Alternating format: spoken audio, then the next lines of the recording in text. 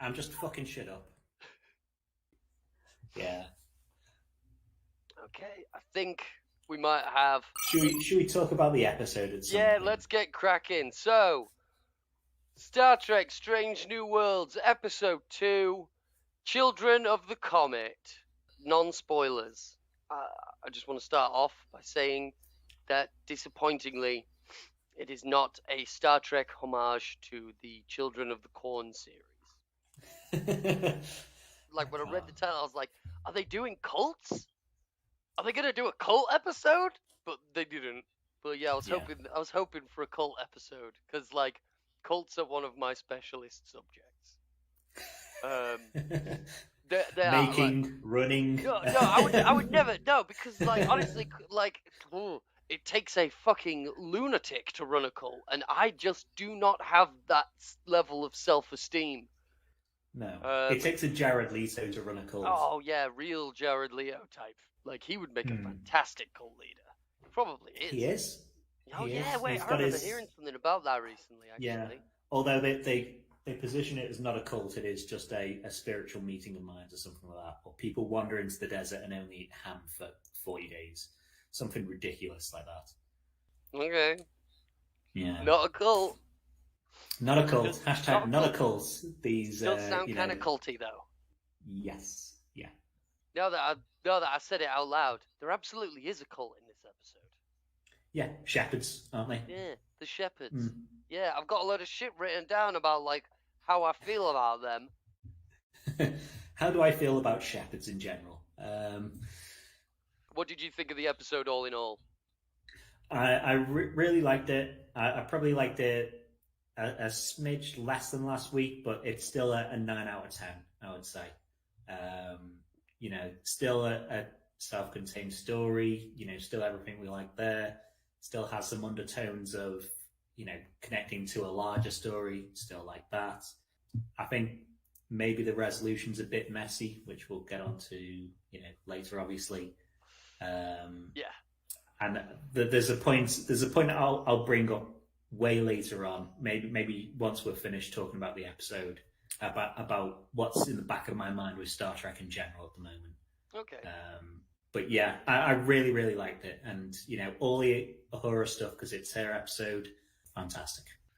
Do you know, and it's non-spoilers, but there's a race, oh my God, there's a race, a different, race of beings in a Star Trek. But the shepherds remind me, did you ever watch Space Precinct? I think it was Space Precinct 1999. I actually rewatched some Space Precinct recently. I went on a bit of a weird Jerry Anderson rabbit hole. Yeah. And yes, I like... He looks a bit like that. You are the only other person I've ever met who has ever seen that show. Mate, I had the toys. I had the fucking toy! I had a toy! I picked one up at a car boot sale. It was a great show as well. It was fantastic. It's kind of naff and dated, but like... Do you know, cool. It's one of the first screen appearances of Idris Elba, and they dub him. Like, everything he says is so dubbed. Weird. Yeah, and they give him, like, the weirdest, like, American accent. It's like, it's so... Pizza here? Hey, pizza here. Hey, guys. It sounds so weird. Sublight pizza.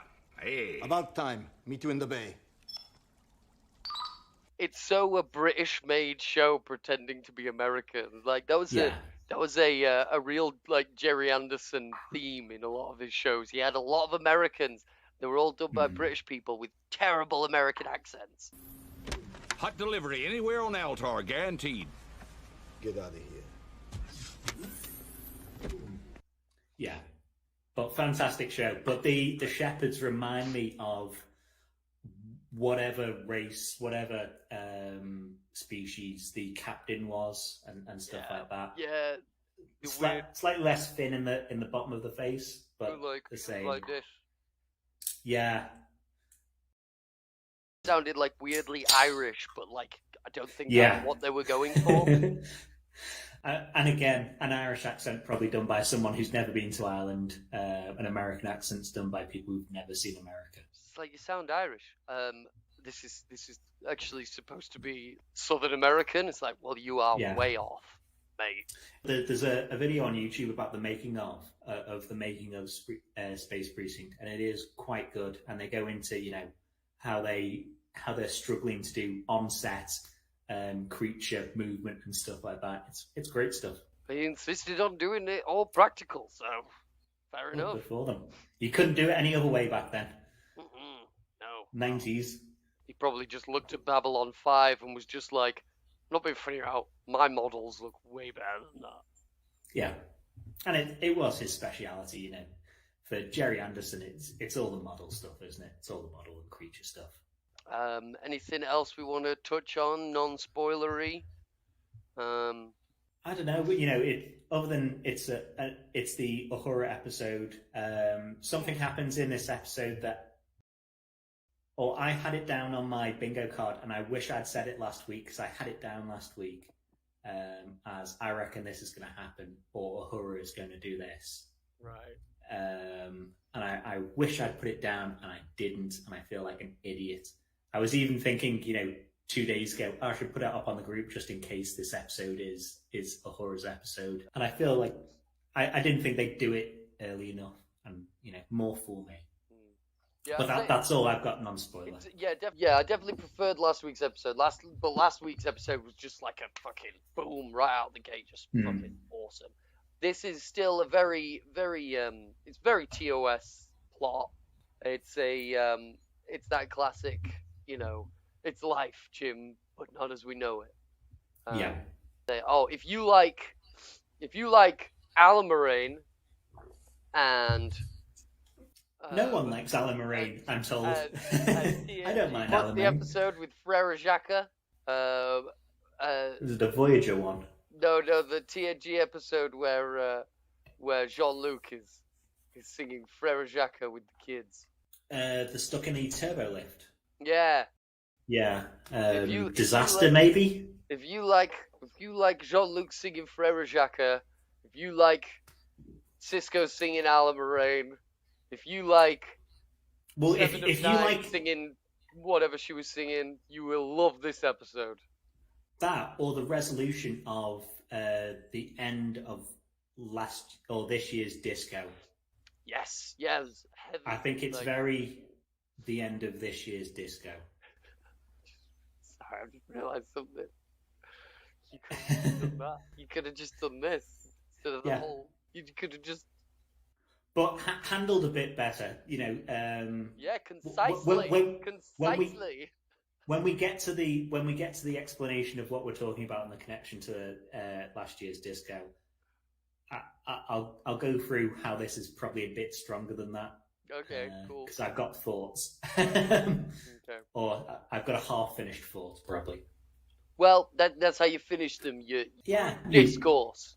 Yeah, of course. Yeah, man. So should we go on to? Should we go on to what happens, or talking through the episode? Let's say. Sure. So we start off on planet Persephone on stardate 2912.4, and Persephone is under threat from the approaching comet C2260Q. So, obviously, we've got some cold open fodder, but it's a pretty long cold open as well. Long cold open. Yeah. But this planet is kind of the MacGuffin of the episode. The plot circles around this planet under threat by this comet. So, like you say, Uhura episode, Uhura opening monologue.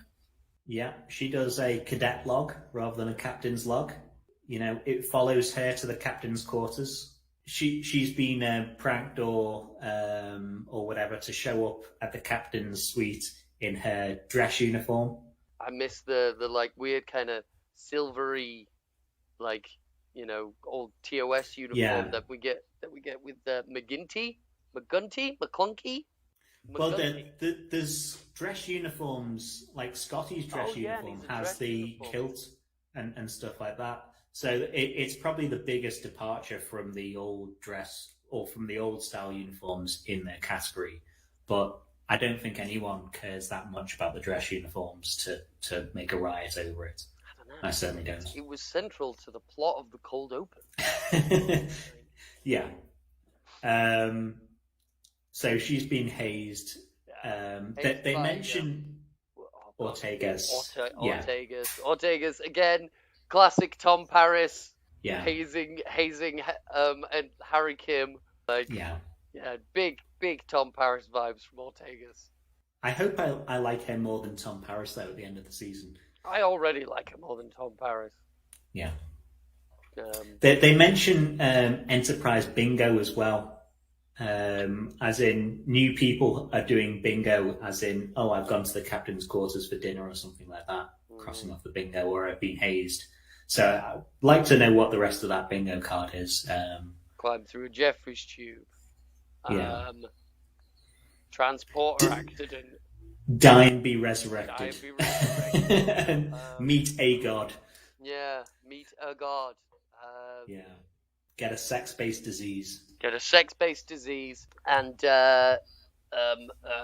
wake up in an insane asylum and be told that it was all a delusion. Yeah, but they're all going to Pike's for dinner, which is great to see because they put in such a massive set for Pike's place last week, and we saw him and Spock sit at his little bar table, his L-shaped bar. But it's great to see that he's friendly and he invites people up from lower down in the ship to try and get what they're about or to try and hear what his crew think. That's really nice and interesting because Sisko used to cook for people, but he used to cook for his mates. He didn't used to cook for Quark as well. The one thing he's not a good host on is that he invites you to talk about where you see yourself in 10 years, like he's a careers advisor in front of all these people you have barely met. Yeah. When you see yourself in 10 years, oh Jesus, he's got a good management style. That's very open. He like I was kind of saying last week, he knows that Spock has a girlfriend. He knows about Sarek because, unlike Kirk, Pike is interested in his crew and asks questions. He's interested in learning about them. He doesn't just talk about himself and what he got up to at the academy. Yeah, he's a real man of the world as well, because it's the second episode, well, 2 out of 2, where he did it with Mbenga last week, where he said, "Oh, me and my mate Mbenga travelled around here. We travelled around, I don't know where it was," he was saying. And then this week with Uhura, when she was humming her song, he went up and asked her about it and said, "Oh, well, I've travelled around there as well." He's a real man of the world. He's a real traveller. It's definitely informs to just how sad it is that he's going to be a head in a box with a melting face, because as well as being active and lively and a good manager, he was also a jet setter. Sad, but you get that sadness as well when he starts talking about where do you see yourself in 10 years, and he goes, "Oh Christ, I'm in a box in 10 years. Where are you going to be in 10 years? Because I'm recruiting someone to clean out my black box." Yeah. Well, I mean, surely that happens. That's all dealt with in box. Hopefully. I mean, it's the future, but how many of them? You've got to assume that's a bespoke box. How many people are getting Delta Raid to hell? Well, does that mean that he chose to go with the beep beep communication system? I'd be drawing up plans now. If he thinks he can't escape his future, he'd be like, "How about on the side of my box you put flame stripes so I can imagine I'm going a bit faster. Instead of beeping, we can kind of do a Stephen Hawking situation." I'm pretty sure there was an episode of TOS where Spock was hooked up to a machine where you could hear his thoughts coming out of a machine. Yeah, Spock's brain probably. Maybe one of the worst episodes, but yeah. Oh my God, Spock doesn't have a brain. Hate it, but never mind. So we also get to meet Hemmer as Uhura goes in. She's fish out of water, doesn't know who to speak to, and she sees Hemmer, cutting carrots or space carrots or something like that. and goes over and tries to help. Says, Reel it back, Uhura. Just pull it back. Yeah, That's not necessary. it's a very light introduction to him though, and totally. I hope maybe next episode is his episode, because he's got a bit more to explain about him than just a general human on the ship. And this touched very lightly on him being a precog. It touched very lightly on him having different senses. He should be one of maybe 1,000 people of his subspecies of race total. He's got this power where he can read thoughts, or read the thoughts of Spock, at least, if Spock is projecting them. Well, yeah, Vulcans have got, a level of telepathy, so they've got, makes sense. Like, what he said, he telegraphed his throw telepathically. Yeah. That's, I like it when they come up with terms like that. Yeah. But he's also a man that is way out of situation, in that those people lived under the ice in like minus 200 degrees temperature, and he's just living it on the ship, really happy. So I'd like to opposite layers. He's got like like that shirt that's under the shirt. It's just there. It's all breathable. So I do kind of hope that his episode is next episode.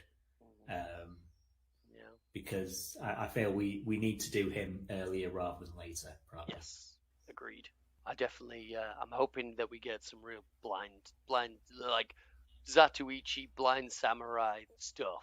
It's worth us saying anyway that the actor is a blind actor as well. I did.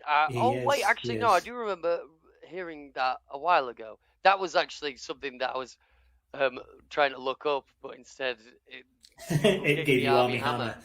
Yeah, so he's a real life blind actor. I think he's mainly done stage stuff.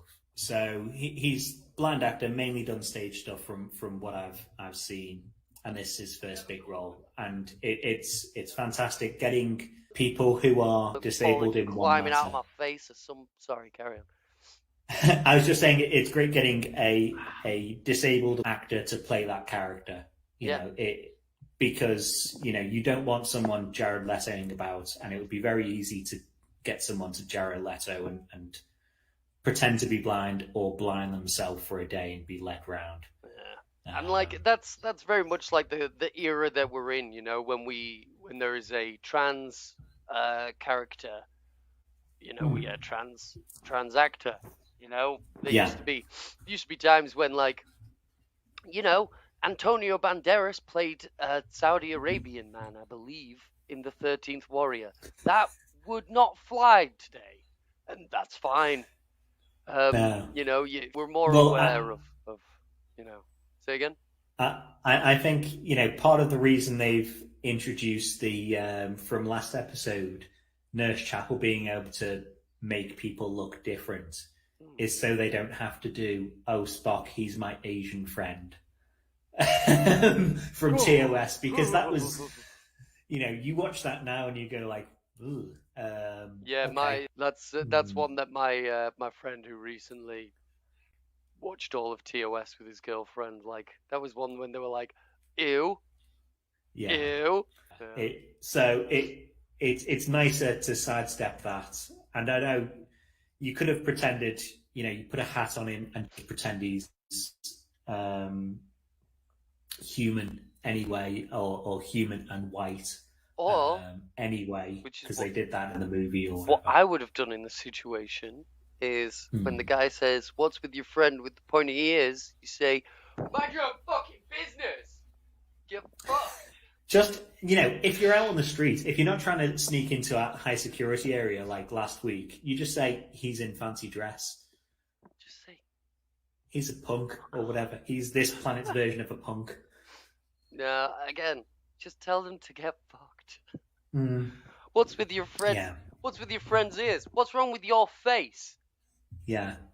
It's what is that? Is it a Mean Girls quote where it's, "Oh my God, you can't just ask Oh, that." you can't just ask why Vulcan has pointy ears. Yeah. So, once the ears are under hat, if someone asks, "Oh, why is your skin slightly green?" you just go like, "Dude, why would you ask that?" Shush. What else happens? Cold open. So Pike's telling a story, and it's about him chasing a Narsicum with his pants down, which there's probably the start of a George Michael style story at the start of that we missed. Yeah. Yeah. Oh, but yeah. So wait, yeah, that's a good point. Like, what happened before that? Who knows? But the point of that story is laughing at misfortune, or that's Spock's bit, which is I think very written as TOS Spock. I think whoever wrote that line is great. Where it's I never saw the point, or paraphrasing, I never saw the point in laughing at someone's misfortune. And then people explain to him it's sometimes things go so bad you just have to laugh. Did really, really like that line, or that part of the conversation from Spock. Mm-hmm. We also dip into Uhura's past more than any time. So she had a family that taught at Nairobi, I think it was, university, or her mother did, and maybe her father did, and maybe her brother went there as well. They all died in a shuttle crash. She wasn't on the shuttle.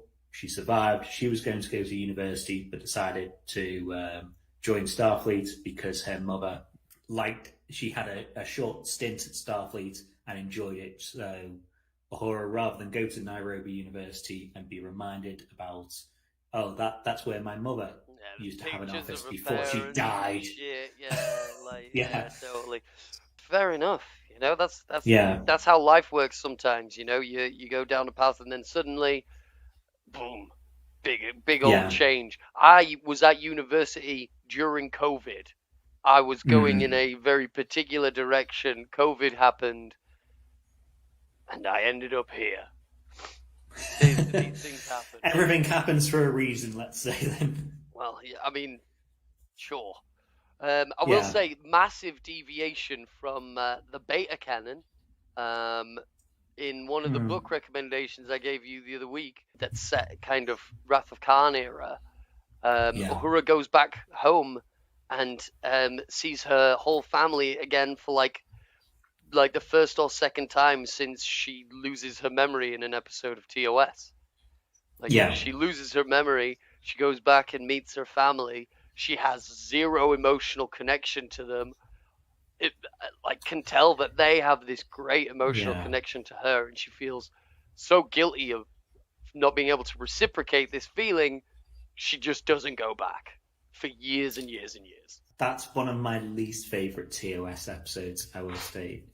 I hate how they leave Uhura where it's like, "Oh, you're a child, and let's teach you how to read." And then next episode, it's like, by the nature of storytelling back then, she's just, shit hot again. Yeah, mate. And you're just like, Jesus. Yeah, man. Status quo. Other than that's my mind explanation of why she can't speak Klingon when it comes to Star Trek 5, 6, Undiscovered Country, where she needs to reference books to learn how to speak Klingon. Yeah. I just go like, well, she did have her mind completely wiped that time. And she had to learn everything. Plus, she's like 1,000,000 years old by that point. She's, She should be able to still laugh in Klingon. Well, that's the one bit that she manages. That's and then she's like, louder, more of a belly laugh. I don't know if this is exactly a Kevin Smith reference, but when Pike asks her, "Do you speak 12? You speak 12 languages, right?" and she goes, 37. 37. I immediately was like, 37? 37? Going to class. That is a bit of a deep cut Clerks reference. It's a. You might have to explain that to me. It's been a while since I watched Clerks. Well. Oh, no way, I know. 37. My girlfriend, 37 In a row? 37? Loved it. I don't know if it's exactly a fucking Kevin Smith reference, but I like to think it is. Either way, it's like a nice thing for her character to be this cadet on the ship that says, I don't know if I want to join Starfleet. I'm just here because I didn't know where to go, kind of thing. And like It's really interesting compared to, and Spock handles it as Spock would, where he says, loads of people are after this role and you just, decided to come into it, sort of thing. Thousands of people are after this position that you're in, and you've gone, well, I'm taking this position. That's Spock's view of it, that it's not a good utilization of resources because he's a fucking Vulcan. Yeah, well, I mean, like that's the thing. Like when someone is in that situation, like in the real world, from my experience, when someone is like, I don't know if I should really be here, that's probably a feeling that is reciprocated by the people around them. But how nice is it that Pike says, we hope. He says something like, I sincerely hope that you find your future wherever you fit. And he's not saying, well, you're wasting time on this ship. He's about the personal journey and people finding their fit wherever they're going. Yeah, he's and that's like so nice. Yeah, he's a decent guy. He's very he's very empathic or empathetic. Yeah. Like he's not like, whereas Spock is coming from a practicality of like, conserving resources. Like if you don't think that you should be here, then, down the line that can result in, doubt, and doubt in the face of, extreme situations can be dangerous. Whereas Pike's probably just looking at it in terms of like, you're here now, I trust you to do your job, and if you leave, you leave. You'll have left grown. You'll be a better person for knowing yourself more from being in this situation, even if it isn't the right fit for you. If I've got anything to say about it, you will be Yeah. a more fully fleshed out human being by the time I see But you gone. even if you get yourself into a situation where you don't think that you should be, then that narrows down the situations that you should be. So you know that about yourself from there on, that maybe you don't want to be in Starfleet. Okay, you've done this now. You've performed well here, but you're not, you don't want to be Starfleet. That's fine. You know now that you're not Starfleet. You don't want to be here.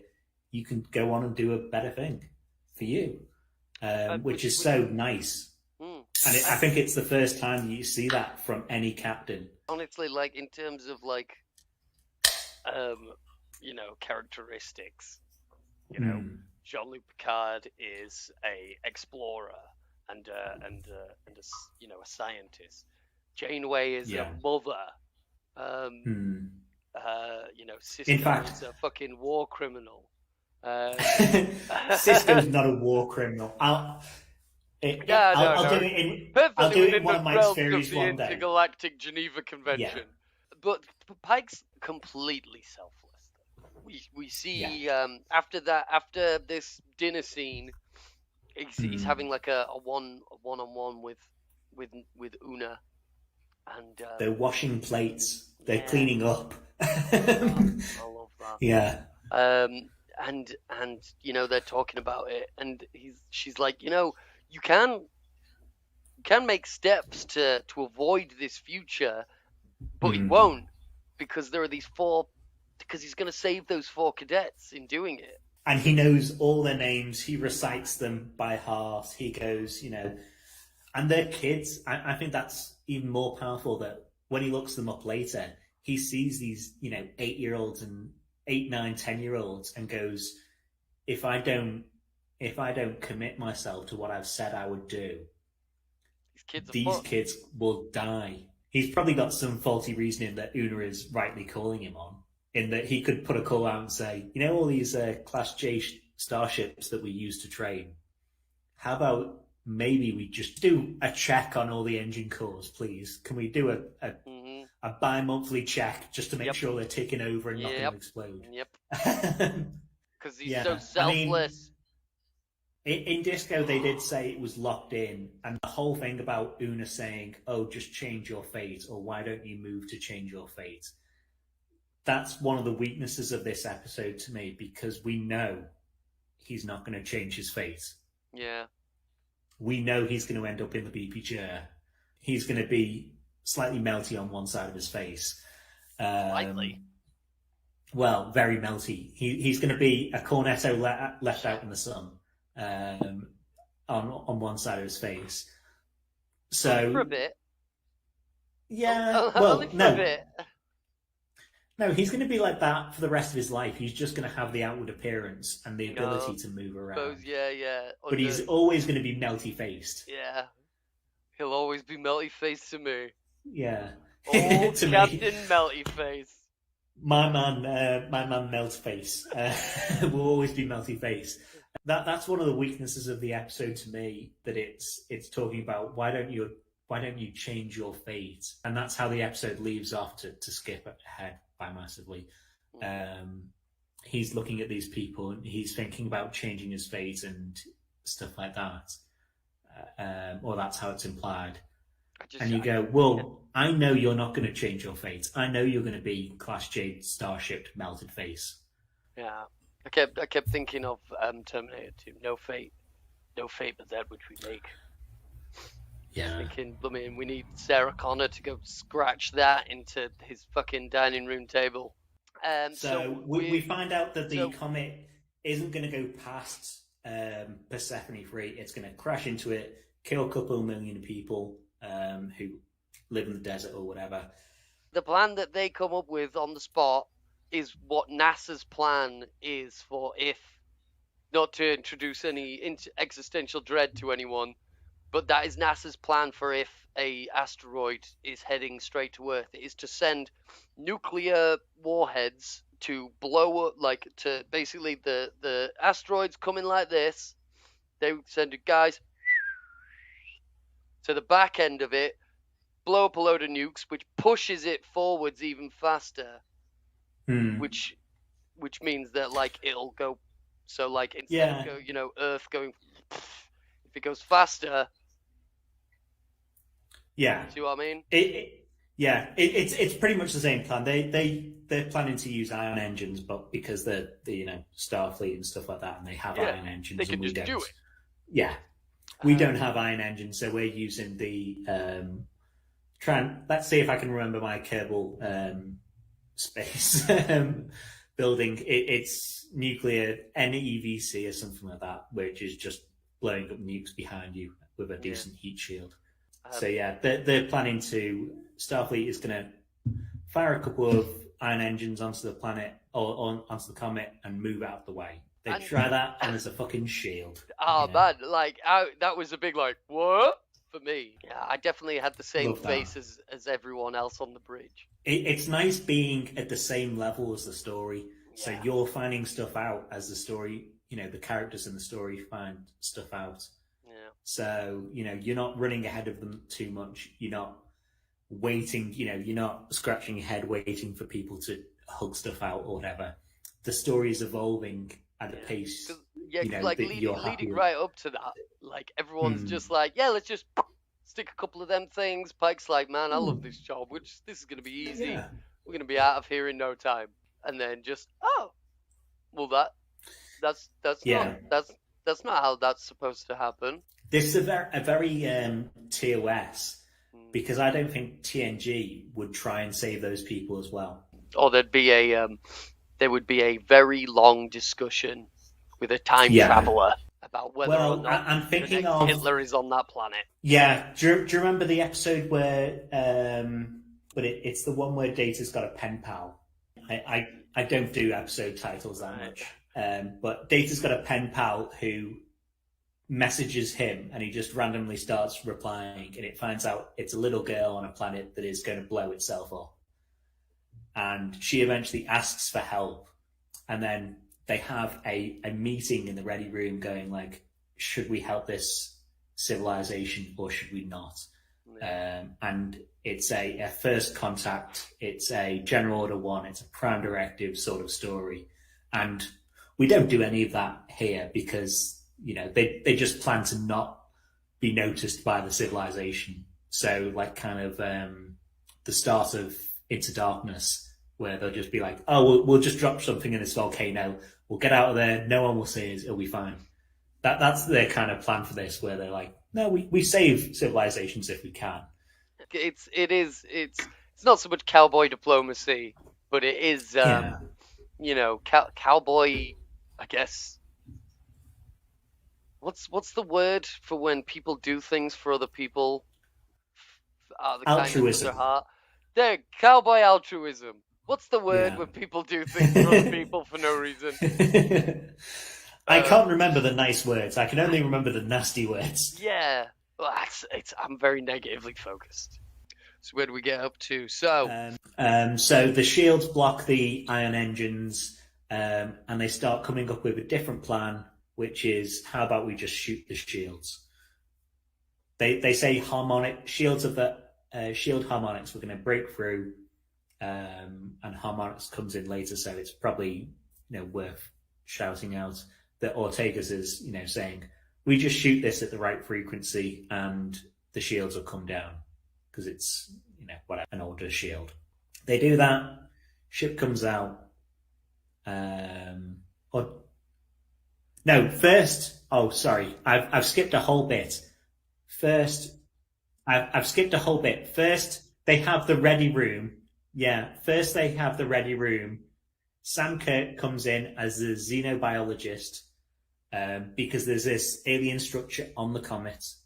They bring Uhura in because it's her she's up on the rota for Next Away mission, which apparently there's a rota for that. Makes sense. It makes sense, and it's alien languages, so it's all good. And Spock and La'an. Yeah. So they say, have you ever seen a civilization? They say to Sam Kirk, have you ever seen a civilization on a comet? Sam says no. They agree eventually that they can beam down because the shields aren't going to stop a non-aggressive act. Beam down, work out what's happening on this bloody comet. La'an, Spock, Uhura, Sam Kirk beam down onto it. They've got a slightly different EV suit than Discovery, which is nice because it has the colours on. Yes. Discovery was different in that they had undersuit colours, but the generic top was generic, whereas it's a generic underbottom, but a coloured top, which great. Because that's the tech bit, and presumably different divisions need different tech. Makes sense. Yeah, I do like it. I quite liked the moment with Pike being like, I'm starting to like the mustache. Yeah. Quite obviously lying. I'm sorry to the actor, whoever he is, but I can't grow a great mustache. I've done it many times for Movember. That is sort of my attempt at a mustache. It's not a great one. It's not a Henry Cavill, king of mustaches. No. Nah. I'm kind of jealous of. I'm kind of jealous of Sam Kirk in that, I can grow a more full mustache, but it is blonde, same, which is not my hair color. I have done in the past for Movember as a younger and more self-conscious man than I am now. Just for mend my mustache, which you don't want to do because it's constantly roots. It grows a day and you see root of a blonde hair, and then it's just black at the end of it or whatever. It's not worth it. Trust me, guys. Live with your blonde mustaches. Good to know. I've often thought it's not worth it. Trust me, mate. I won't bother. But they beam down. George Kirk is a bit of a Kirk, and he says, "Why don't I touch this thing?" There's this egg in the middle of a room, and because we live apparently push that button. Well, he must live. He's watched Alien or whatever Covenant too many times, and he sees the egg in the middle of a room and goes like, "I want to touch this." Yeah. you know, Touch you know. it. He tests the room as well. You know, he's saying, Mhm. Uhura, what do you think? What do you think these markings are? Step Yeah, a bit yeah. closer. What are you? You know, right? I'll do it. Do you think these markings on it are a code? Okay, great. I'll go up and touch it. What do you go? Yeah, let's go. Let's go poke it. And he gets rightly shot to shit across Yeah, the mate. room. Yeah, and dies. Classic Sam Kirk, lying on the floor dead. He's not dead. He dies for a minute. Well, he dies for a minute. Yeah, he goes into cardiac Sam arrest or Kirk's whatever. always dying. Yeah, I hope every episode they just nearly kill Sam Kirk. Yeah, I could live I hope with they that. do a like, oh my god, you killed Sam Kirk again. No, back again. Ah, here he goes, Yeah. laying on the floor dead again. Back to work, crewman. Yeah. And as a minor point of me going like, that's weird. That works. Spock defibs him, defibrillates him through his EV suit. He like attaches his thing, and it just shocks him through the suit. Which to me, imagine if you're in a 100% electric environment in an EV suit, that would stop your heart. Then I would think these EV suits were built to like maybe have some sort of defense against electricity. Yeah, maybe. But that's when the shields go up, where I skipped to before, where the shields are up. Pike and the crew can't transport them back to the Enterprise. Uhura, La'an, Spock, and a unconscious George Sam Kirk are on the asteroid. And oh my god, what's going to happen here? Act break. Danger break. Everyone has adverts. Let's sell some toys. Yeah, I hear that like there are still adverts on Paramount Plus, even though people are paying for that subscription. That is a kick in the nuts. Like that's bullshit. I will live with when Paramount Plus comes out in the UK. I will buy it and I will live with it. Reasonably happy. And I don't know then whether I will still keep putting links up in the group, even when Strange New Worlds or anything season 2 comes out. Because I think once we do have the chance to buy it, we should probably buy it. And £5, $5 or whatever it is per month isn't that expensive.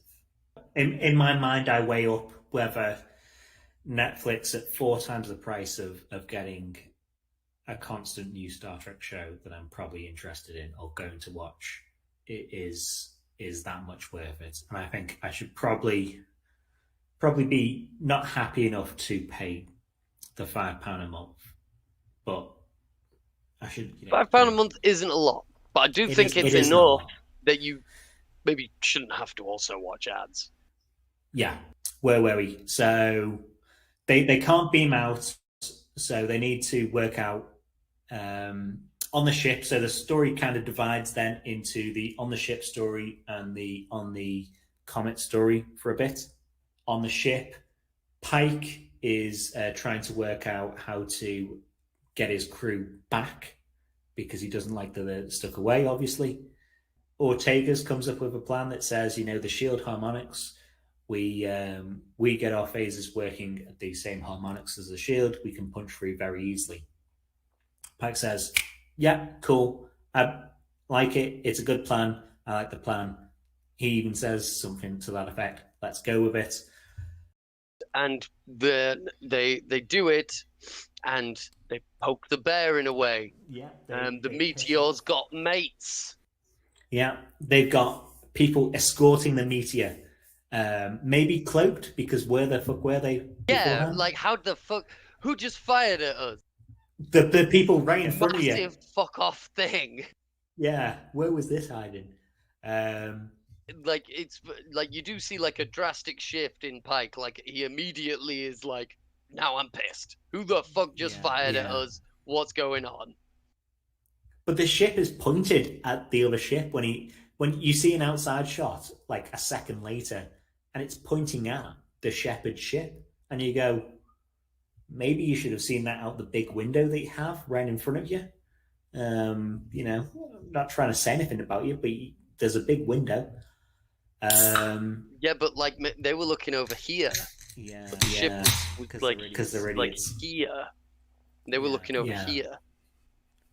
Oh, what? I don't have depth perception or like. Great Yeah. job, guys. Who's on navigation? Like who's Yeah. not paying attention? So we find out that this massive ship is called, or the race that's on it calls themselves shepherds. Oh, it's loosely translated. Loosely translated as shepherds, and they're escorting what they call the Harnet. I think it was. Which is what they call the comet, and they call it an arbiter of life. They call it him. To them it's a god, as you say, and they think, oh well, he just goes where he wants to go, and if his will is to crash into this planet, it's to crash into this planet, and you can't do anything about it. Even if he blows himself up, that's his will. My secular ass was fucking teeming at that. Sorry. But like I could go on a fucking rant for hours of like I believe 110% in anyone's religious freedoms. However, your religious freedom ends where my secular freedom begins. There's a saying, you can swing your fists around as much as you want, but your freedom to swing your fist ends at the tip of my nose. You know what's interesting that didn't factor into this at all is Disco Season 2, Another Eden, I think the episode was called. And I say I can't remember episode names, but I just watched Disco like a week ago. Is the episode with the church on a random planet that's took away in the World War III. And we learn in that Pike's father taught comparative religion, whatever subject that is. So Pike is not a religious fellow, but he doesn't devalue religion, or he understands that people are religious, and he doesn't tear them down for that. As long as they don't get in his way, really. As well, one should not. You know, the world, and obviously in the galaxy, is filled with many, many different types of people. Yeah. You have to, afford people a degree of freedom in how they express their spirituality. Yeah. But as I say, when your freedom of religion butts up against someone else's, both of you need to just take 5. Yeah. And work out where the boundary is, and establish a hard boundary. But I think it was interesting how it didn't factor into this episode at all. Yeah. In my opinion, that Pike is he understands religion. He's got these very religious people with him, or against him. And other than maybe minor trick he does. It would have been an interesting thing to engage in debate. But I think, I don't know. I can't see Star Trek getting into the same kind of debates that I get into online. I think that the main reason they did it this way that they did it was because it was an Uhura episode, not a Pike episode. So Pike kind of takes a second seat, and things happen. The crew gets themselves out of that comet. The crew works, out the solution themselves. It's an Uhura / the crew episode rather than a Pike episode. He's a second character rather than a primary character in most of it, other than when he's discussing dead kids. And like you say, it is an Uhura episode, and the crew do get themselves out, and it is Uhura who, going from I'm not sure if I'm supposed to be here to literally saving the day, and she does. Yeah. We're down on the asteroid, and they start kind of figuring out, she's humming along. Which is a good piece because they already establish in Pike's quarters that she has a sort of nervous tick where she hums the songs. She's not just humming for no reason. Yeah. when she's makes nervous, she sense hums narratively within the episode. Yeah. And Pike notices and says, the ship bloody glows. I don't see why anyone else doesn't see it. This ship glows when you hum. Please keep humming, or think that it responds to music or tonal sorts of pieces. And that's the crux for them, which helps Uhura say, well, these markings aren't a code, it's music stuff. And there's a bit of back and forwards between her and Spock on, music does this and notes do this and whatever. A lot of music nerds are going to be like, totally, man, it's like mathematical, dude. Yeah. That's how maths works. It's the representation of maths in the music theory nerds are going to love that. That whole bit where he's like timesing time signatures by each or something, like timesing 3/5 is two 3/5 octaves divided up. by a fucking octave. Like, how are you doing mathematics with music notes? But presumably that can be done.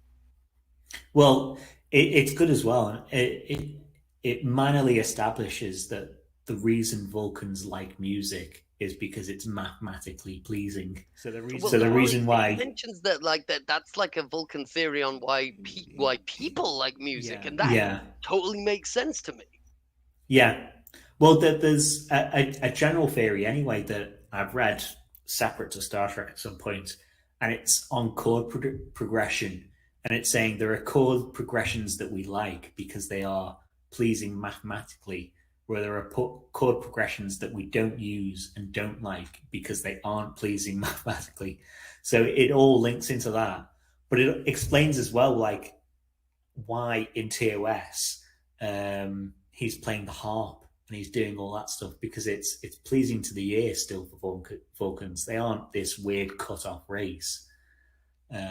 We can still have them have something that's pleasing to them. And they're trying to work that out with logic, but it's still pleasing to them.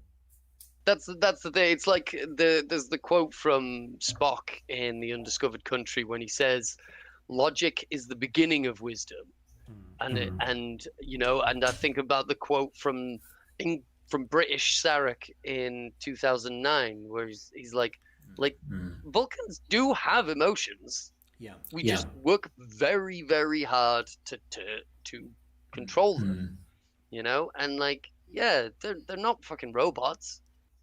That's how you can tell like a good Vulcan actor from a bad one, because whenever they talk about it behind the scenes or in interview. So can I remember the Tuvok actor name? Tuvok, Tim Russ. Actor Tim Russ, of course, says in an interview, everyone assumes Vulcans are emotionless, and they're not. It's all about having very strong emotions, but you're suppressing them constantly.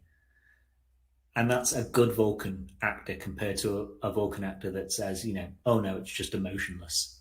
And you go like, no, it's not. You've missed a core ideal of the part you're playing here. But yeah. There was in the I'm reminded just now, I've been trying to find where I read this.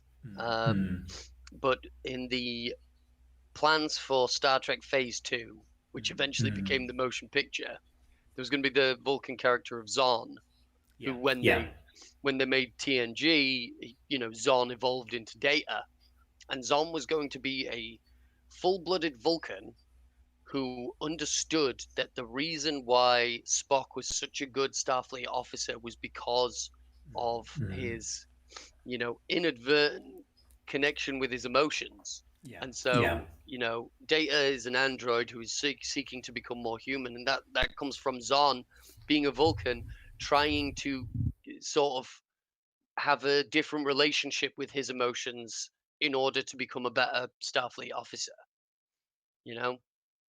It's a nuance. Yeah. And didn't he turn out to be, I don't know if it was the same actor or not, but that character renamed because it wasn't Zorn in TMP. He got melted. Died instantly in a transporter. Yeah. That is kind of... Kirk says, I want this ship ready in an hour.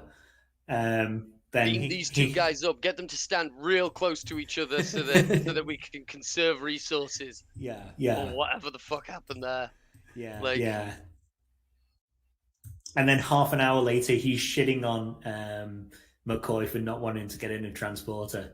It's like, no, McCoy's 100% literally right. just thought he's got a point. You know what do you mean? You melted these two people together. You know, you took over the controls. Maybe those scenes were supposed to be in the other order. Yeah. And like there would have been another scene where like Kirk comes out of the transporter room and he's like, Bones, I take back everything I said. Yeah. I'm sorry, Disco Bones. Love that outfit. Yeah. The medallion. Great, but the actor who was going to play Zon, he plays a guy on a view screen who's like, there's something in space. It's coming for the station. We're all going to get fucking digitized. In TMP? Yeah. Oh, okay. Yeah. I might know the look of the actor.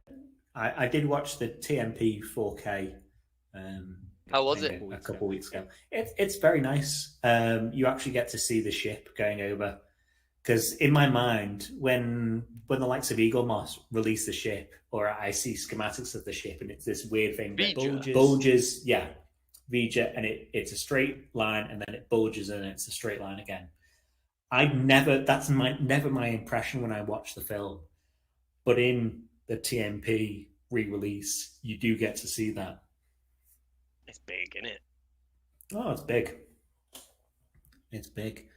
The other thing that I wanted to mention with Uhura, with her humming, and them realizing that the tones, that again is another, I feel, is another callback to that book. I need to remember the name of it. So I think that the Uhura singing was the thing I was hinting at before that I had on my bingo but forgot to say last week. So I just had Uhura singing because the actress, whatever her name is, it's Celia something Gooding, is a musical actress, and I was thinking they brought on this actress who sings for Uhura, who sang once or twice, or 2 or 3 times during the TOS and the TMP movies. I think that they're going to have her sing with Spock at some point, or encourage Spock to sing. And I wish I'd said it, because I was like, there needs to be, I think they'll try and set up her singing with Spock where he's playing the harp and she's singing at him in TOS. And I had it in my mind. I didn't say it. Because in that episode, isn't she like, "Come on, Spock, you have a nice singing voice," kind of? Yeah. Doesn't she make him sing? I know she gets him to play the lute. I don't know if he sings. He just plays the harp or whatever. I don't think he sings. Is it a harp or a lute? Well, it's a something. It's a very small harp, or it's a harp. I don't know. Maybe I'm misremembering. A very big lute. But yeah, that was on my bingo list, and I wish I'd said it. I had it down, and I forgot to say it. So the book, Living Memory, is like the resolution of that whole story. It is it's to do with a tune that Uhura is humming, that she's that she just kind of has in the back of her mind, and then this resonance that's popping up all over the universe, and it matches that tune that she has in her mind, and she's going around to all the places where it's popping up. She's kind of tracking down this mystery.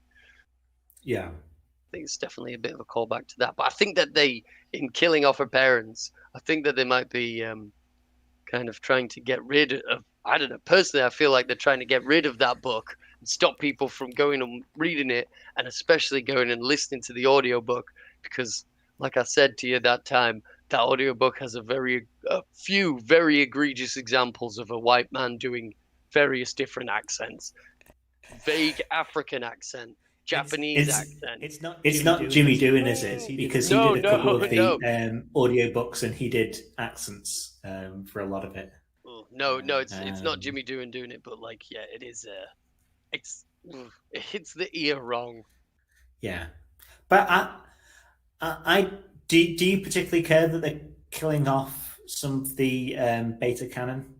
Absolutely not. The No, beta no. cannon just killed itself off in that like Yeah, 3 book in thing. Coda. Like Yeah. they did a fucking Crisis on Infinite Earths. Mm. They've condensed it all down into the prime timeline. I Think mean, anyway. yeah, I couldn't finish the 3rd book. That was my understanding of it. Anyway, I've got it on my to read list. I'm reading Dune, as you know, at the moment. Good. Yeah. I'm not audio booking it as you suggested. Mate, you got it. reading it. Take like 50 take pages no a time day at or all. whatever. Yeah. No time I at like all. reading. You don't have to flip to the encyclopedia at the back or anything. I'm not flipping to an encyclopedia. But to me, it's like Star Wars Legends, where you just go, these things are just things other people tell each other. So in the Star Trek universe, maybe some people underneath Captain Uhura, because we know she eventually gets her own ship. They tell, cadets, oh, she forgot her memory once, and what she did was this, and that's just the beta canon version of it. And you just go, well, fine. I don't mind if beta canon dies or some of it dies. History documentaries are full of disinformation a lot of the time. I've seen some stuff where I've just got that in that. Yeah, that's just the way of the world, just the way of the world. So I don't mind if some of it starts getting killed off, especially if we're going to tell stories in this time period. You're going to have to butt up against memory beta, because every single second is written in memory beta. These people haven't tied their shoes without it being written. It's an undertaking. Yeah. That's why I want to write Voyager, The Forgotten Years, or the first Journey Home, because that has no, other than 1 or 2 bits in Endgame, has no bits of history that you need to butt up against. Hey, and if anything, you they may have to take the memory beta servers down while they fucking rewrite everything. Hey, I'm sorry, we're down for maintenance because of this fucking book by Mike Smart. One day.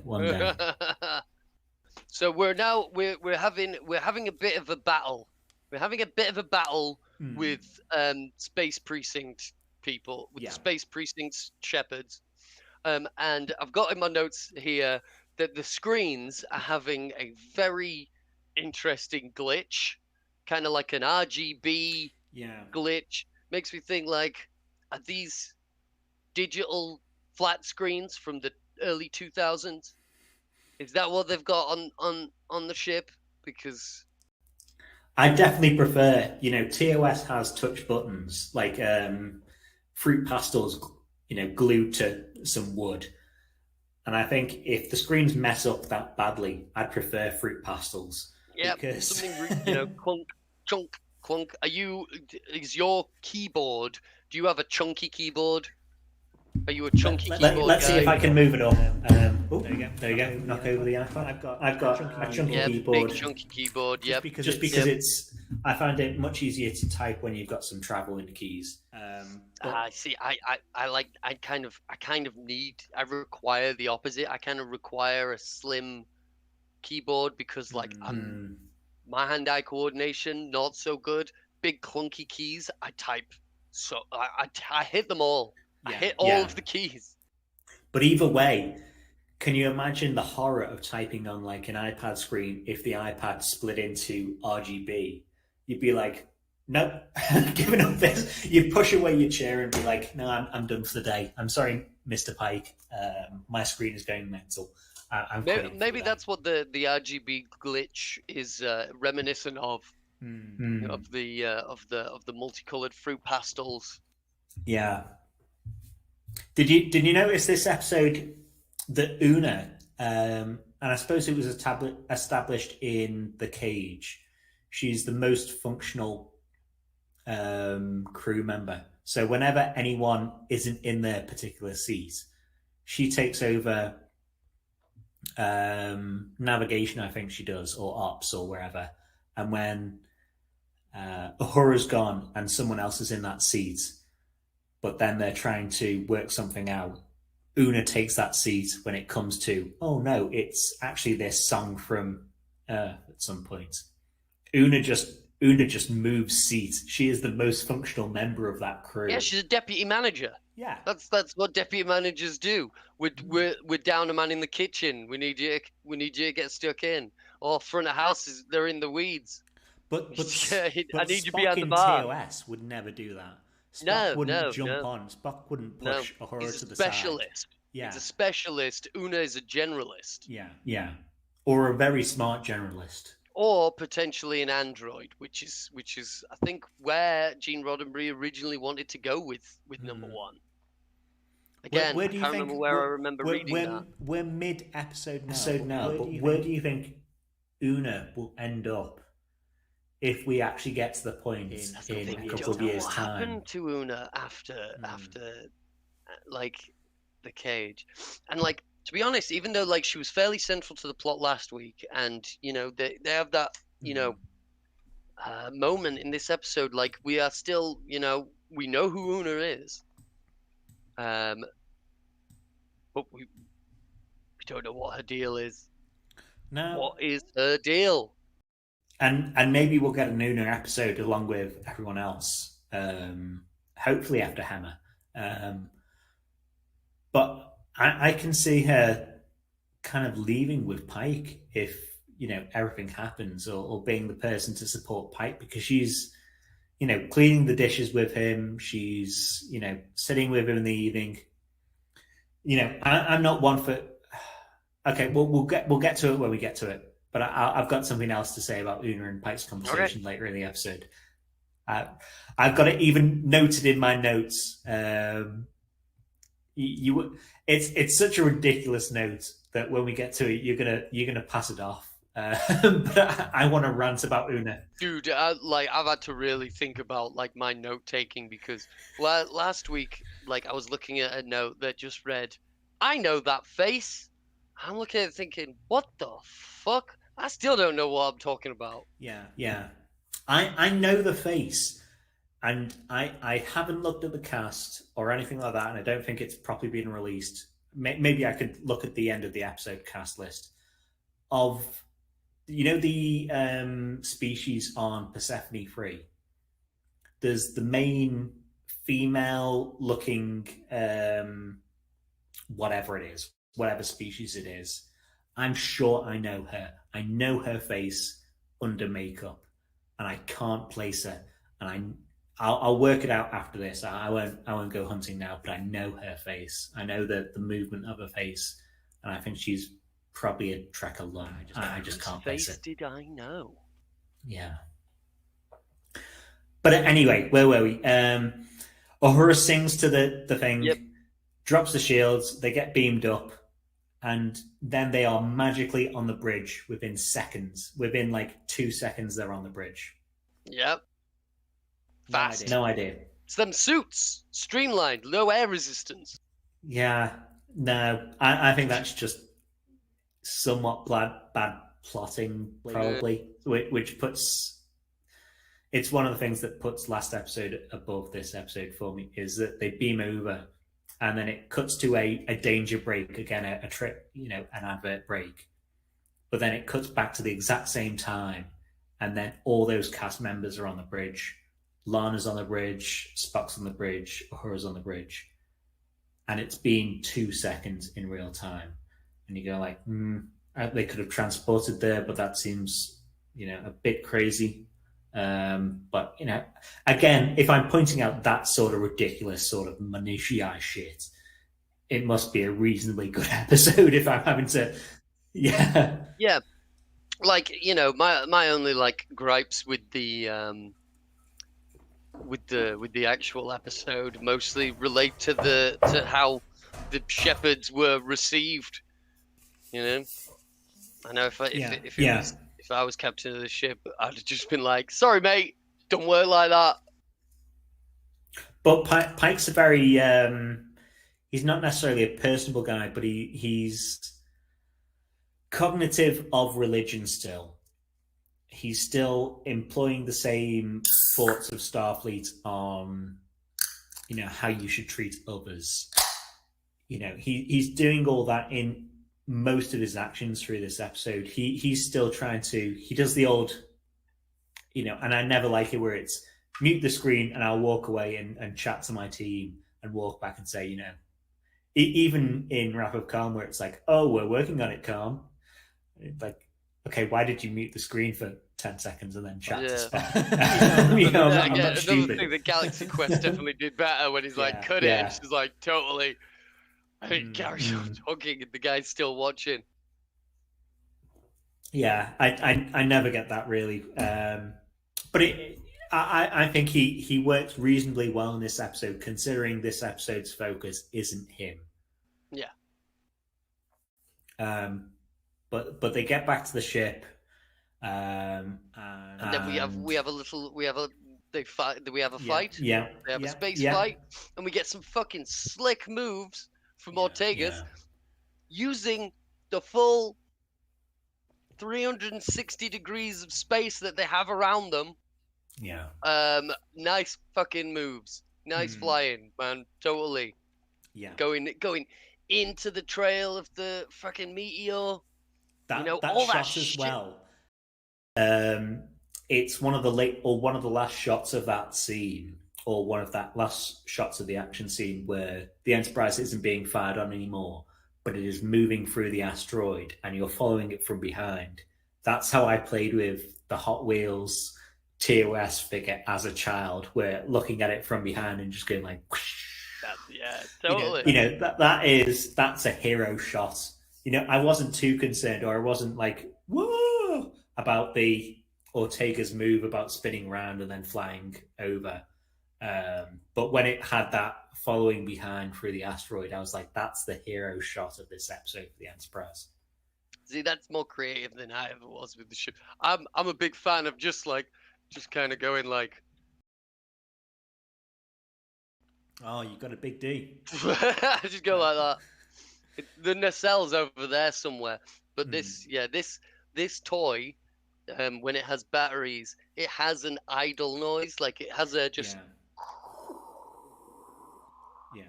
which is fucking ridiculous. So you can just go. I've got my not toys, they're models made to scale. The Eagle Moss, all the Enterprises, all the mainline Enterprises NX2E, in another room here, and that is exactly how I play with it. I've still got this TOS. I've got this TOS Enterprise to build. Lovely. Yeah. Oh God, it's so daunting. It's so daunting. I almost want to just put these up on the wall. Just do that. If anyone like, I know Eagle Moss is now making the gold models, but someone should make the gold models to scale, or the models to scale, because I'd quite like the set of Enterprises as you see them get bigger and longer and thicker and then thin again. Like in but you don't see that with the wall, like in the not the ready room. Is it the ready room? What's the conference room on Enterprise D? Could it or even or the Enterprise Z, the one that when Jean-Luc smashes up his little ships. The Enterprise E has two versions of it. They have all the ships hanging that he smashes up, and then you see it for about 2 seconds in Nemesis, where they're all sitting like this on a wall at once, and it's quite nice. But it would be very nice if Eagle Moss just sold. You've got the models of them. Just sell the ready room wall to somewhat scale, printed out. That's money. Set. That's easy money. Because otherwise, I'm having to buy all them, then put them through a bandsaw or whatever to cut them in half very carefully, then try and stick them to a wall. And it's a hell of an investment to make to try and remake the wall. I've fallen across another note that I cannot decode. Gave it a go? Who gave what a go? Gave it a go. It's after nice moves Ortega's. So, what happens after Ortega and their flick Ortegas moves? moves in. So Ortegas moves in. Spock at some point gets left behind in a shuttle. A Galileo restyled Galileo shuttle. Sneaky little move. Sneaky little move. Yeah. Just gonna drop this guy out. Doing a Empire sort of trick. Yeah, that's what I was thinking. Like, just asteroid. flowing out with the trash. Yeah. Yeah. Let's give it a go. No idea what give it a go is. Someone gave something a go anyway. Yeah. One of my notes that we've skipped along, and it's only for me, was the egg in the middle of the room opened like a Terry's chocolate orange. You know, where you bang a Terry's chocolate orange and like kind of goes like, yeah. You know, yeah, that was my fun. The resolution comes about where they basically try and get the meteor to move itself out of the way. Yeah. So what they do is leave Spock behind in a Galileo-style shuttle. He rides out and he says, you know, why don't we make it move itself? So he's going to melt away part of the comet to change its gravity to make it move itself. That's the bit of the episode I didn't particularly like. Okay. I don't think it was particularly well, or at all. You know, if they could have done that earlier, they probably should have done that earlier rather than just fire ion engines at it. Yeah. So, and they put the ship. Pike puts the ship in the place where they ask for help from the shepherds, and I didn't mind that. Where he says, you know, if you don't help us, the comet is going to hit us and explode because of our engine. If you do shoot us, it's going to explode our engine and blow up the asteroid or blow up the comet that you worship. So you need to help us. So they're encouraging the shepherds to help, which is great. Yeah, that's a good. That's good. Like Trek logic of like, you know, in getting them to reach across the table to us. Yeah, if they're not like receiving us, let's get them to want to be received. Yeah, you know?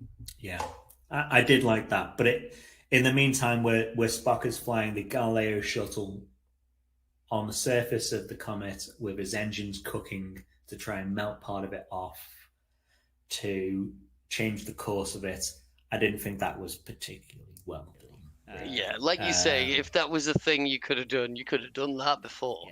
Yeah. So I was like, okay. Well, they wanted to go down. That's it. It's cowboy exploration. Yeah, and I get that you kind of would want to explore this comet that has a apparently ancient civilization. And it was cool. Like when they got down to the planet, you see it when they're having their space battle. All that shit's flying off the fucking asteroid. And when they go down to the asteroid, like there's little bits of dust flying up. It looks like it's like snowing upwards. Snow. Yeah, it's That's so exactly cool. what I thought. Yeah, I've written down here. Yeah. It's snowing up. Cool. Yeah, and it's nice seeing like those sort of interesting visuals because we've seen now probably this is the first series that's come out since we had that video on top of that comet that or maybe Picard came out after it, that the in real life that ship from Earth landed on the comet and had a 10-second video of the top of being landed on a comet. And you're like, that's kind of like what we saw here today. You know, that's sort of great stuff. So I loved all of that, really. You know, I have no bones about that. Science is cool. I like science, as Spock would say. Yeah, totally. That's very. I think he has that on a T-shirt. He says something like that in Disco season 2, unfortunately. The so the shepherd's help. Yeah. Resolution is had. The day is saved. Hmm. The actress that you can't remember hugs their daughter. Yeah. All is well, and we Spock is laughing that Yeah. although he managed to do it, he gave it a go. um, That's what gave it a go was about. yeah, Because he laughed. yeah, okay, He's like, yeah. he's like, Yeah, I'll give that a go. Ha ha. yeah. It's a Linking very back into so early in the episode where it is, saying about sometimes things go so wrong you have to laugh. Yeah, no, I'd give love, and it is a very like, ha ha ha. Haha, yeah, yeah. So I did love that as well. That's what it was. Fucking steel trap, mate. Nothing leaves. It just gets lost. We got there eventually. But then we get this. We get another like a debriefing scene. Well, we find out that the water on the planet before the debrief scene. We find out the water from the comet, or the bit that Spock chipped off. Icicle, in hand, chisel in hand, seeded the planet, causing it to rain, causing it to sprout new life. And everyone's like, fantastic. We've brought life to this planet, which kind of makes them kind of forget about the life that was already there. We've brought more life to this planet, or we've furthered this life on this planet, kind of. And then they do the briefing scene, which you say. And Uhura informs them that, like, the computer, I guess, the computer god that exists within the asteroid meteor, like, planned for Spock to come and chip that big bit off. Or was foretold. They say it was a full knowledge.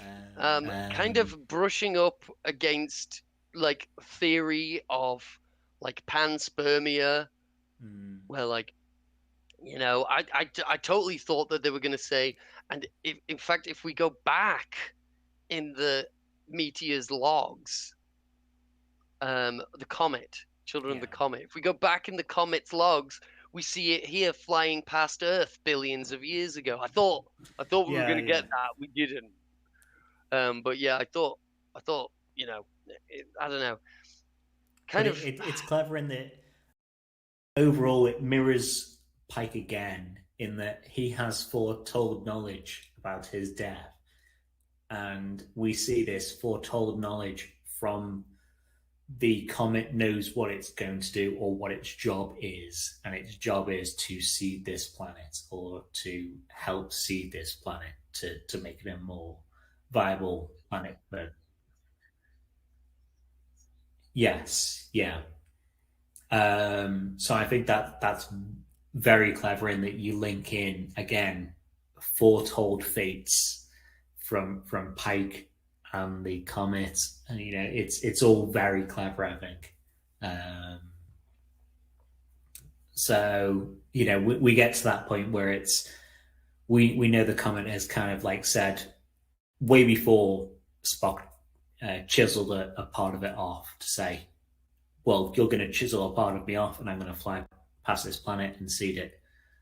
Then we go into Una and Pike again, and the part of Una that annoys me in this episode, and it is, do you want to know the smallest thing that could possibly annoy someone in an episode of anything ever?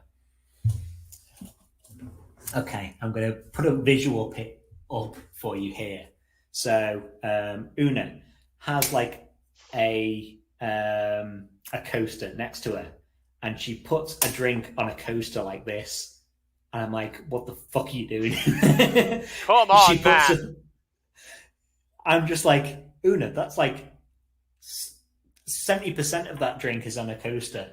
How about like, have you ever seen how coasters work before? And it's such a small thing, but that's how like my mind works sometimes. I'm just like, Una, you're the best at everything, but please, come on, man, fucking drink on a coaster once. Like this should have. Would have been funny to have. But that's such a small thing for me. Should just have Pike go. Just move it. Yeah. I mean, God only knows why they would use coasters in the future, because presumably all the wood is unstainable anyway.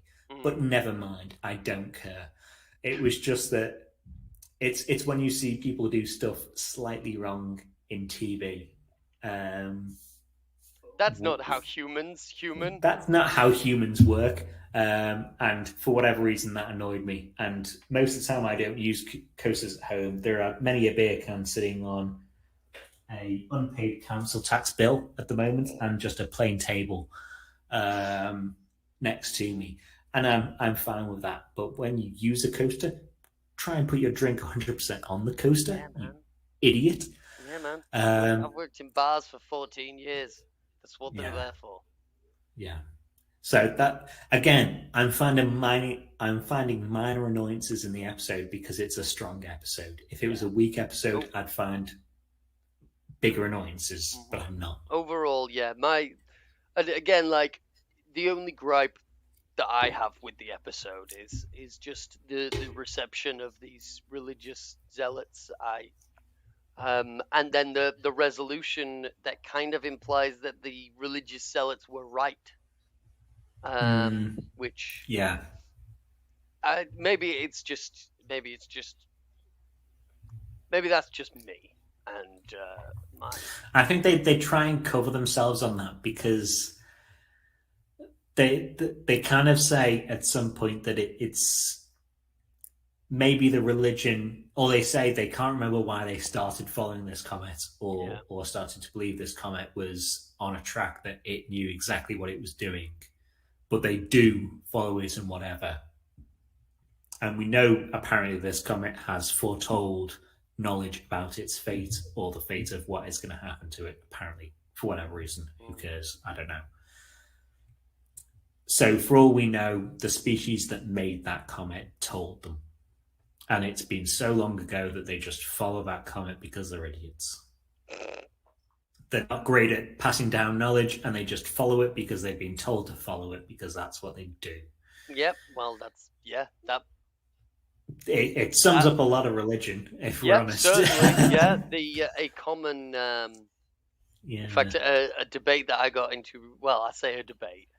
A bit of a spat online that I got into recently was a guy asking, why do people claim that most religious people become religious through indoctrination? And I told him, listen, because you aren't religious to the other 5,000 or 10,000 religions that have been in the world. Look, I know the word doesn't sound nice, but that's just what being raised in a religion is. It sounds like you're indoctrinated. Like, it sounds like a word, like an attack. And he's just like, being taught something isn't the same as being indoctrinated. And I just pulled up, and like we were going back and forth, and I'm like, no, it's literally the definition of the word. Like, no one's calling you a name. That's just the definition of the word. And if that's the only thing you've been taught from a young age, you are indoctrinated. You're indoctrinated. And it doesn't necessarily mean bad or good. No, that's just the definition of the word. And it ended with me posting a bunch of screenshots of the definition of indoctrination from 4 different dictionaries. And then I went back like an hour later, and he deleted the whole thread. Yeah. So I'm guessing I won. I mean the trouble is there's the Monopoly board over, but there's no winning or losing, unfortunately, because I ideally want to educate. Well, that's the thing. People. That's why I was why I was so annoyed, and that's why he got muted from the group for a couple of weeks, because the whole point of these discussion / debate groups that I'm in, other people look at those conversations and they read those debates and they logic things out. Not only that, it's good to keep your reasoning engine sharp by having those sorts of conversations. So I have those conversations with my theist friends, but it's good to have the conversations to bring upon those thoughts and to keep that going, because religion and atheism should be on both sides an evolving view of society. If you're locked into a religion, or you're locked into a view of religion and don't move with the times, then you're not particularly theist either, because a lot of theologies move with the times as well. To be honest, they constantly change. Yeah, they have to keep people in there. They have to. And like our overall, like, what do we do now after this bit? What's the next bit? So was there anything that you think you would ideally change in the episode? Let's say that dress uniform. Really? Yeah, I don't know. Would you want it more of Scotty style kilt on them? Yes. Right. I don't know. Like, I think it looks too cool for you to be embarrassed to wear it. Yeah. Like, if you want someone to be embarrassed to wear a uniform, you got to make the uniform look stupid, like they did in Next Generation and TOS. Although they might have thought they were looking good. I don't know. I don't think anyone thought they were ever looking good in TOS. Another one other thing that I forgot to mention is the little bit that we get of Chapel and Uhura pointing out that Chapel was blatantly flirting with him. Yeah. Chapel is trouble. I can tell. Well, Chapel in TOS is a major flirt with Spock anyway. She's all over him. Even though she's got a fella who's on an asteroid who is an android fella.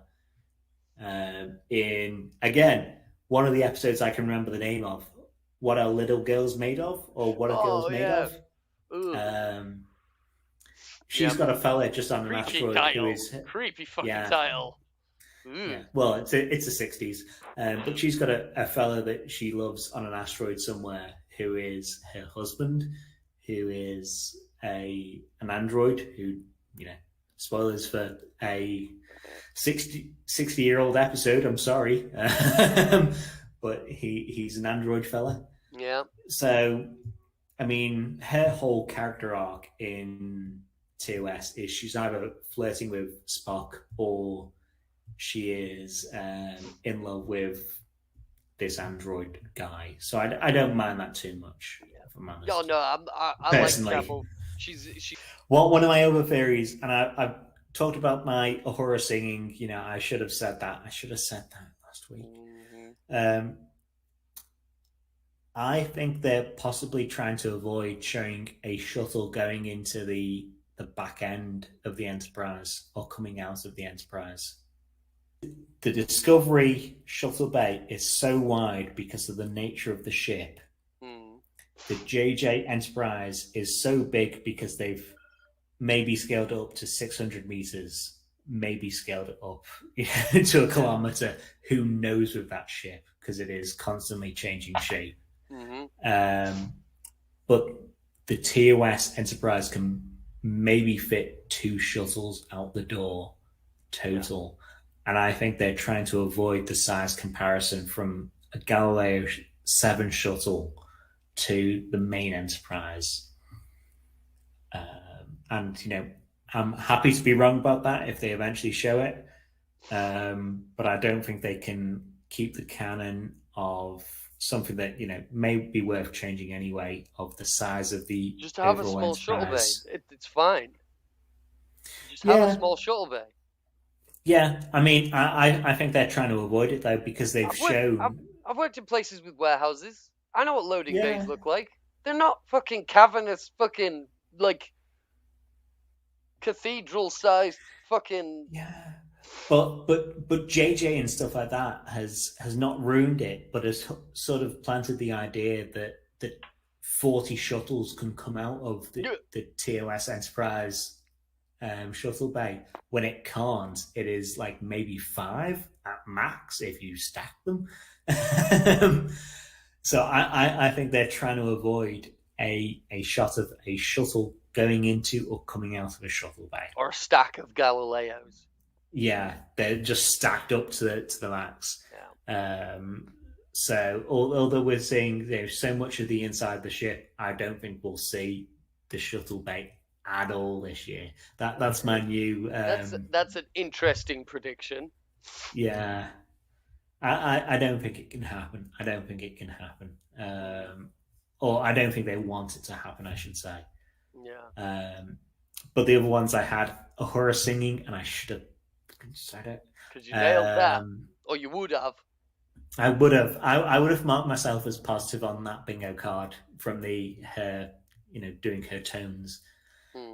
Because again, the actress is from musicals. I can't remember what musicals because I read it 2 or 3 weeks ago. You don't reek of theatre nerds, so I'm not. Forgivable. I am definitely not.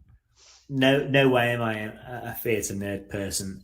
I can't remember what she was from. And I thought, well, they've had an Uhura that can sing.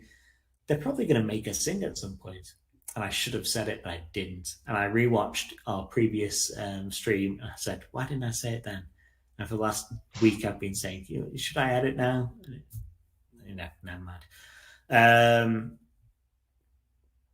Yeah, and then the Pike comparative religion sort of basis, then maybe they should have brought that in more. But I think it was still a relatively strong episode throughout. The last scene in the episode, Pike going and pulling up the files on those kids. After that whole thing of the comet having this kind of predestined, knowing where it's going, it kind of seems as though it solidifies for Pike, like, my future is kind of set. And that's what you got from it. That's what I got from it. That he kind of like, because he does. He goes back and he looks, gets the kids' files up, after, all this discussion about this comet having a destiny and meeting that destiny and fulfilling that destiny. Yeah. It kind of looks as though Pike, seems within himself resolved to do the same. I would say that's Pike at the start of the episode. But I think Pike towards the end of the episode, because he has 2 conversations with Una from then. And Una is saying to him, maybe you can change this. And then Pike is staring into the fire after the maybe you can change this conversation. And then he pulls up those people again. And I think he's probably in the mindset, from what I'm taking away, I think he's going, he's thinking about if I could change this, or if I could do something that changes this. What can I do now? How can I get the ball rolling? Yeah. So that would be, as I say, order an inspection of all the Class J starships. He should be doing, he's not an idiot. Totally. He should be saying, how about we check all these starships that are, somewhat out of order? Yeah. Everything. I want everything childproof. Every hard edge and corner needs to be cushioned. Everything needs to be behind blast screens. Everyone needs to be wearing hazmat suits at all times on any ship. So what I was hinting at way 2 hours ago, whatever. One of my things that I'd quite like Strange New Worlds to move away from is the overhang of death of a main character or death of a main character's family. Because I think from Star Trek Beyond, we've had Star Trek Beyond in which, you go, Nimoy's dead, Yelchin's dead, there's an overhang of death. You do last 2 seasons of Disco, which have had the overhang of death of everyone's family from Disco is dead because we've moved 900 years into the future. Then last seasons of Disco has been, all all of Book. Book's planet is dead. Mm. Dead. And, you know, people are dealing with that constantly. Then you go to Picard. Picard, from episode maybe 1 or 2, he's got the syndrome, and the doctor says to him, you're going to be dead in, you know, a couple of months or whatever. And he dies at the end of it. Picard season 2, it's all about Q doesn't want to die alone. He doesn't want Picard to die alone. And we've started Strange New Worlds now, and it's saying, oh, Pike knows about his death and stuff like that. And I'd quite like to move away from being under the shadow of death from Star Trek, because I don't think it's healthy as a franchise. Not healthy for a person. No, let alone a franchise. For an overall franchise, if you say you've got 3 or 4 live action series going, and you say every single one of them is about foretelling death for your character, and let's be honest, Picard season 3 is probably going to be about the death of Picard. Mm-hmm. Then you've got 3 seasons of Picard saying goodbye to a friend, and goodbye to Data, goodbye to Q, goodbye to Picard. You've got Disco last 2 seasons, goodbye to all your family, goodbye to Book's planet. Then you've got Strange New World season 1, Pike saying goodbye to what he feels like is himself. I'd quite like to move away from death as the main focus of death of yourself, your family, your friends as the main focus of Star Trek. Yeah, and it kind of like, it reminds me of, I was explaining to my friend who's just done TOS, and I think they've just done the motion picture, because I was like, you want to do it, I always say do it chronologically. Do TOS, then do the movies, then hit TNG. Yeah. Fair warning, though.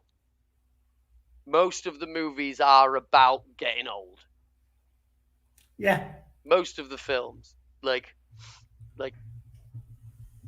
right out of the gate, motion picture, you know, Picard, clearly can't, Kirk rather, can't cope with getting older, and he's trying to reclaim his youth by taking back control of fucking Enterprise. And, like, honestly, I think it's the same story with Wrath of Khan, where he says, you know, how do you feel at the end? And he says, I feel young again. Yeah, he's got it. Yeah. All right, so do we know anything about next week's episode? I purposely don't look at the trailers. I just haven't had the opportunity today. I've been making TikToks and editing down last week's stream. I'll send you the TikTok I made earlier. It's funny. Very good. So yeah, let me just give it a quick goog, and let's have a look at what the title of next week's episode is. Let's see if we can make any predictions based on that. I do know that the minor news, and it isn't really news for Strange New Worlds, is the reviewers got the first 5 episodes. And, you know, the reviews are sitting at the moment at 100% on Rotten Tomatoes from the first 5. So, you know, it does look very promising for the first 5 at least. And I think it's probably a lot of confidence, instead of showing the first 3, which I believe is the norm in the case where you've got a 10-episode run, showing 5. I think that's probably a bit of confidence in how the fall season is. Is that a thing we know? It's 10 episodes? Yeah, it's 10 episodes. 10-episode run. 5 have been given to the reviewers. Okay. So next week's episode... We're 2 weeks through. Next week's episode, Ghosts of Illyria. Again, a very TOS title. Very, very TOS. Where is Illyria? We don't know. It doesn't matter. In classical antiquity, Illyria was a region in the western part of the Balkan Peninsula. Okay. I don't think it's that. Probably not.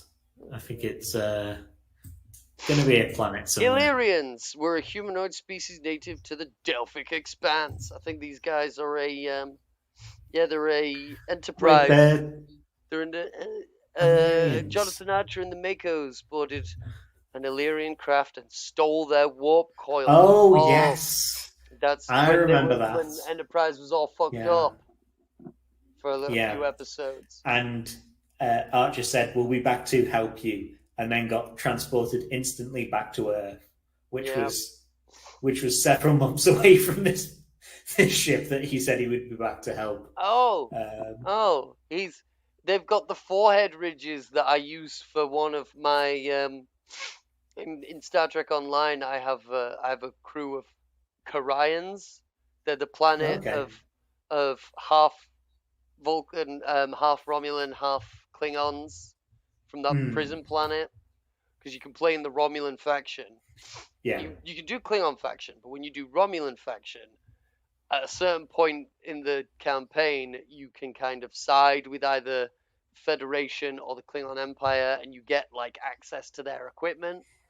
And if you go Klingon, then you can like blend Romulan and Klingon stuff. Yeah. So yeah, I made Okay. I have a Karian crew. Okay. I mean, I think it's gonna be interesting. Revisiting this. Yeah.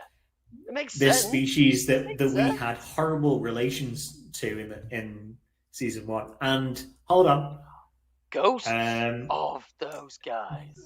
The captain of that ship is not Ducat. It is what's the other main Cardassian?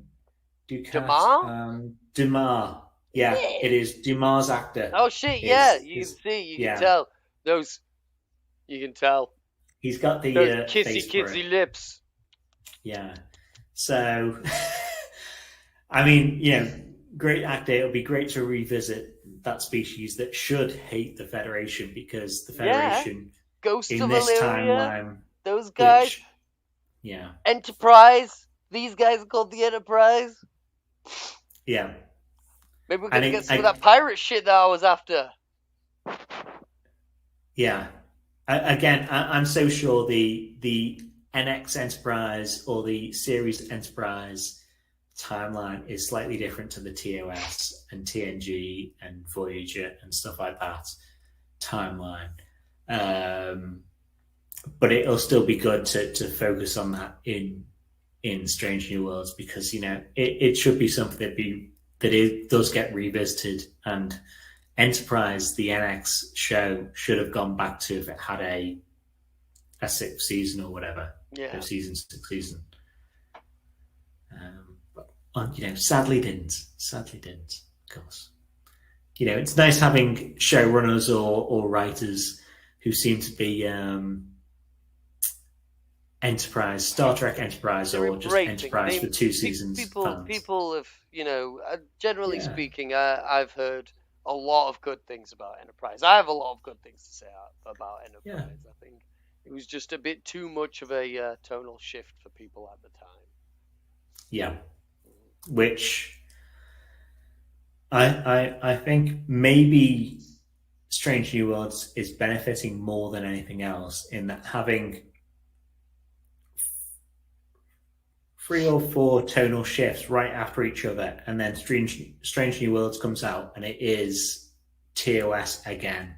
Yeah, it is. This is your granddad's Star Trek. Yeah, it's not Enterprise where we're incorporating 9/11 just happened. It's not Discovery where we're now following one crew member going up from being a criminal to now a captain. It's not Picard, whereas someone is slowly dying on screen. It is just TOS again. Yeah, you got to embrace the camp, Yeah. It's happened with superhero movies. We went from X-Men wearing leather to Doctor Strange in the Multiverse of Madness. Which I still can't spoil for you. Is the trouble. I'm going to watch it tomorrow. Yeah. It's payday tomorrow. I'm buying a bag of weed. I'm going to watch Doctor Strange. Yep. And alert. Just make sure though, mate. How are you with horror after a couple of joints? Fine. Okay, fine, great. Yeah. As long as you're not going to be sitting in your seat like Jesus fucking Christ, kind of moving backwards. Sort of, I'm stuff cool. like that. I'm cool with it. Okay. I'm like, dude, that's gross. Yeah, not necessarily gross, but it is very much Evil Dead. Yeah. I think it's easily the most MCU film that has a shade of a director in it. Cool. Since Sam the Raimi, first Avenger, Rocketeer. You get Sam sort of Raimi, stuff. you gotta let Sam Raimi do his thing. Well, yeah, and it seems like they did as much as possible. So you should have fun with it. You should have fun. I'm sure I will. Anyway, we should sign off and we can carry on this We conversation should. after. We should. So yeah, next week, Ghosts of Illyria.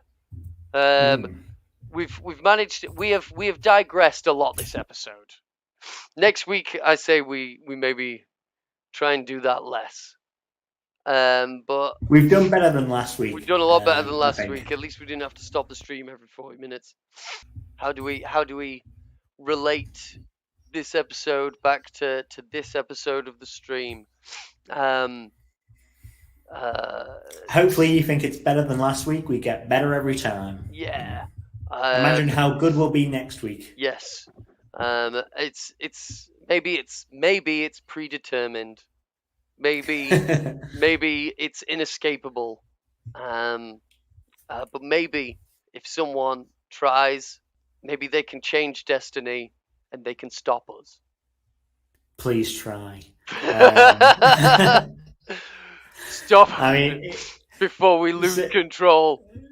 Certainly, if you've got any changes that you think we should cover more or cover less, absolutely.